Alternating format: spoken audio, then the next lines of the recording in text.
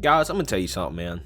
If there's one politician that I'm sick and tired of, it is AOC. Okay?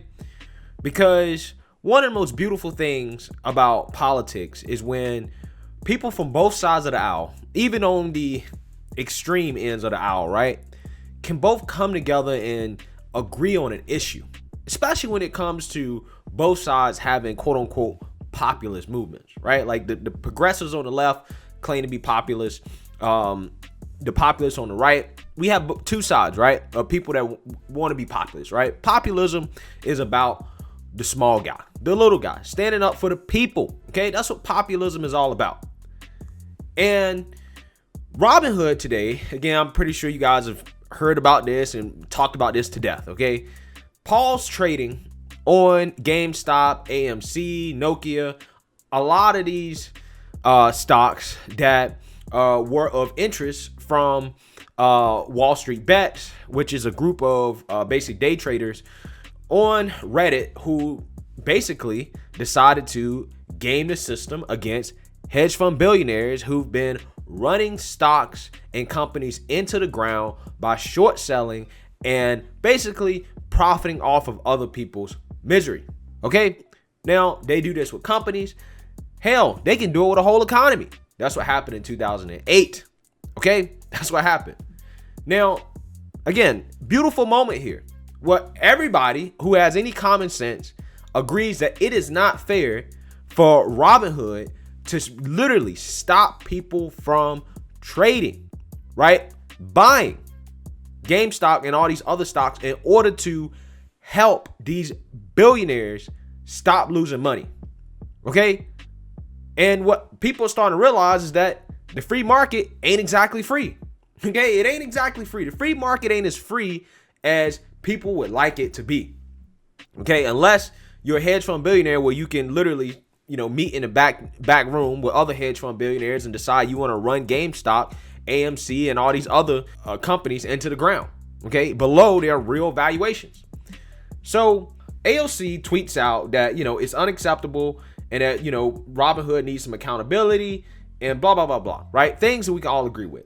Ted Cruz comes and quote tweets her and says, I fully agree. Full stop. That's it. Points down below. It's like, listen, I agree with AOC on this. This is the right thing. Okay? I agree with this. Ted Cruz. No strings attached. Okay? Not only did Ted Cruz, but you got Rashida Tlaib who agrees on this. Okay? You got Trump Jr. who agrees on this.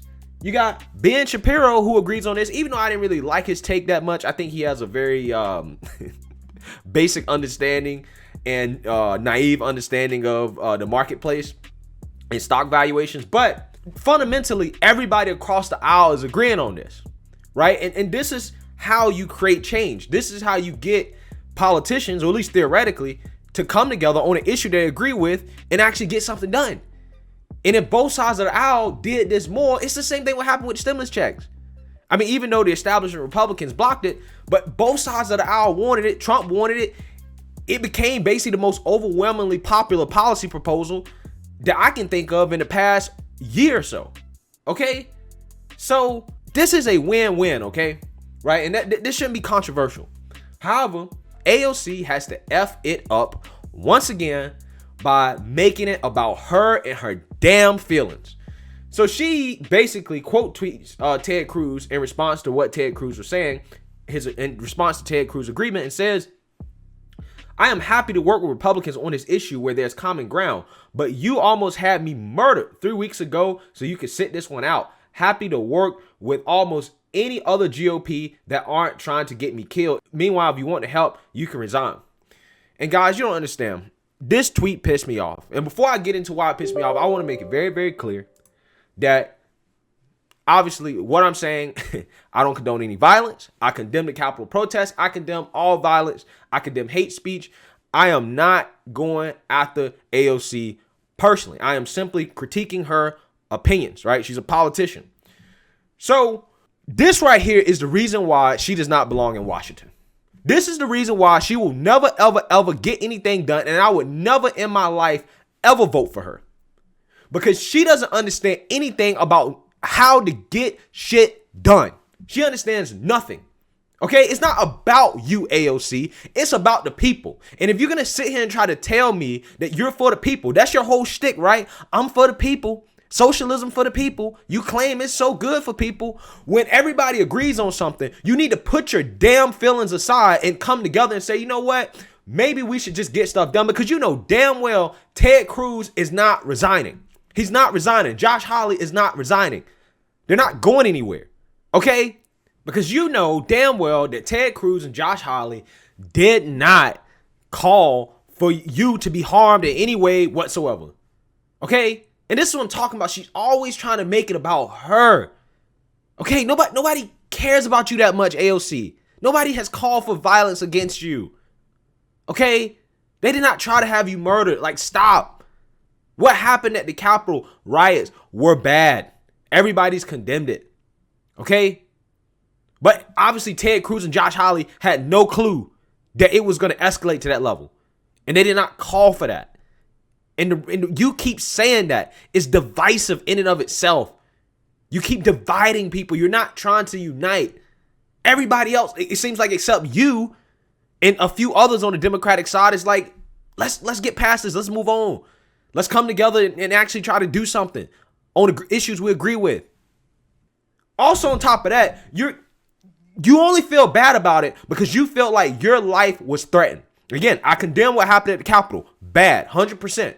But she only feels bad about it because she feels like her life was threatened, and she's trying to use this as a political opportunity to score points and to try to virtue signal, when in reality, she doesn't give a damn about violence. She doesn't care about violence. And you know how I know she doesn't care about violence? Because, again, the receipts are there. She was asked during the BLM/Antifa protests / riots in Washington, D.C. to condemn it. Okay? Keep in mind, I'm on the right. Everybody on the right has condemned these Capitol riots. Everybody on the right condemned that. Nobody condones violence. Okay? But let's look at AOC when she had the opportunity to condemn violence on her side that has cost people their lives. When she had the opportunity to condemn it, she did not. Will you condemn Antifa for the attack in Washington? We'll be making statements. It's easy to condemn a terrorist attack.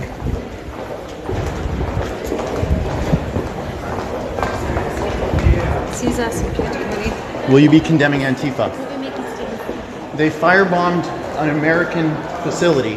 Will you condemn them? Excuse us, we have to get to the minute. Will you be condemning them? Do you feel like you have some responsibility in the attack with your rhetoric about concentration camps? Are you responsible? Do you feel ashamed? Exactly. AOC is the same person that uses rhetoric that gets people upset about the system. They go out in the streets, they protest, they riot, they make their feelings known. People end up dead. But for whatever reason, nobody cares. Nobody cares about those people. Nobody cares about the David Dorns of the world. Nobody cares about any of those innocent people, black and brown bodies, the people that they love to try to tout so much they care about. Nobody cares about the black and brown bodies that are lost due to protests that come from the left. But people like me who are consistent and other conservatives are like, no, violence on the left is wrong. Violence on the right is wrong. Both are wrong. We should not be using violence. However, when it comes to AOC and violence that she arguably is inciting, all of a sudden, when it comes down to condemn, she can't do it because it's not politically expedient for her to do it. You know how many people are losing support for coming out against the Capitol riots?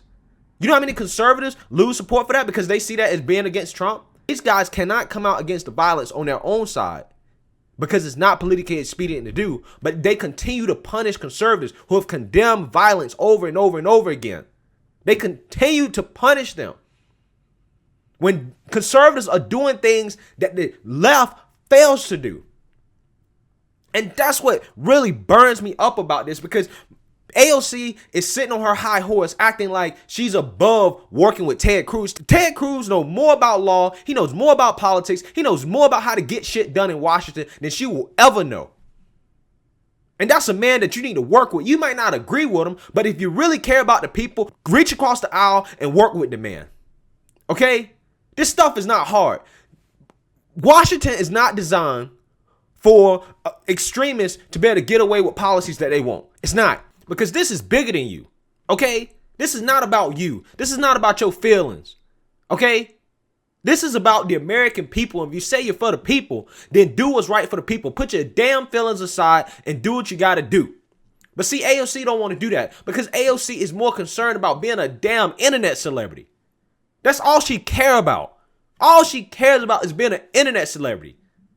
She doesn't care about policy. She doesn't care about getting anything done. Okay? This stuff is not hard. Washington is not designed for extremists to be able to get away with policies that they want. It's not. You have to be able to compromise. If you're going to be a successful politician, you have to realize that you have to work with the other side. You might not be able to get everything that you want, but that's the whole point, right? That's how the system stays stable. AOC, for whatever reason, does not understand that concept. She does not understand the concept of being bipartisan, come together on bipartisan issues. If you're so anti-establishment as you claim, you would put aside your beef with Ted Cruz and Josh Hawley and understand that, okay, you know what? Let me work with some people that's anti-establishment on the other side, and we're going to work to try to get back at the establishment. We're going to start working against the establishment. I don't care if I have to work with Republicans.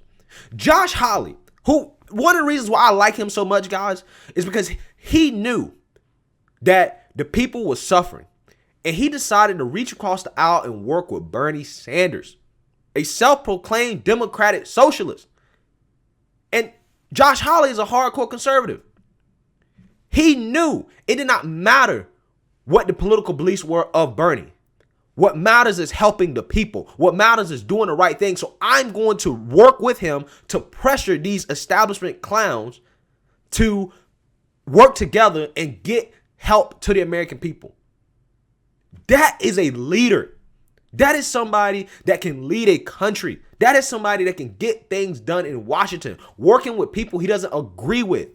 But if you agree on a certain issue, you put aside your differences and you come together and you get it done.